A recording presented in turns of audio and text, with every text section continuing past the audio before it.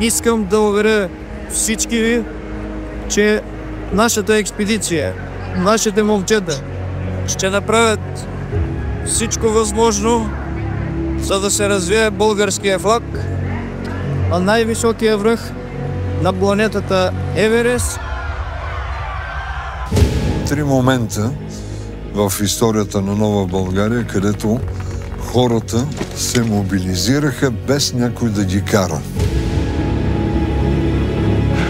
Съединението, това беше изкачването на Еверест, това беше футбола, като станахме 4-ти.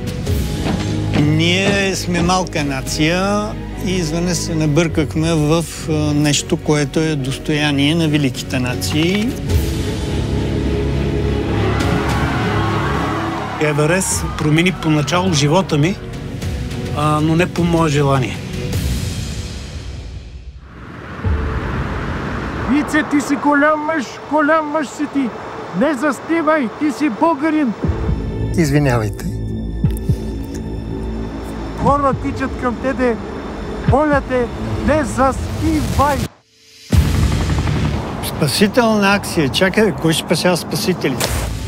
Трябва да ти кажа, че това не е телевизия, пълна импровизация.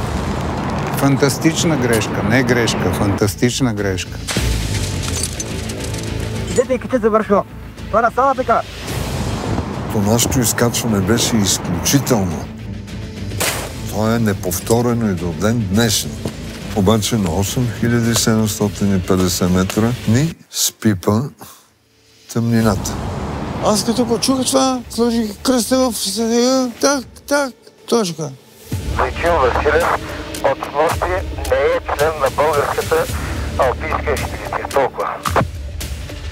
Това ми се е забило в главата като пирон. Николай се обажда. Ние сме на върха, Авраме, ние сме на върха. Абе, примерно обаче тук нещо сме друга посока. Майката. Ама пътя на изкачването няма връщане по него. Тоест, едно към едно се повтаря това, което беше с Христо Продан, само че са двама. Още по-зле. Вече сме в състояние, което повече сме умрели, отколкото живи. Метаболизма там не съществува. Това се казва зона на смъртта. Поемаш някакви храни и напитки, ти не ги усвояваш, т.е. организмът ти умира бавно. Тая височина няма живо същество, което да се е завърнало, изкарало бивак. Ние го казваме лъха на смърт. Бялата смърт е безболезнена. Ти тръгваш към Елисейските полета без да се замисляш. В алпинизма, ако не отиваш до край, не правиш нищо. Ако отидеш до край, умираш.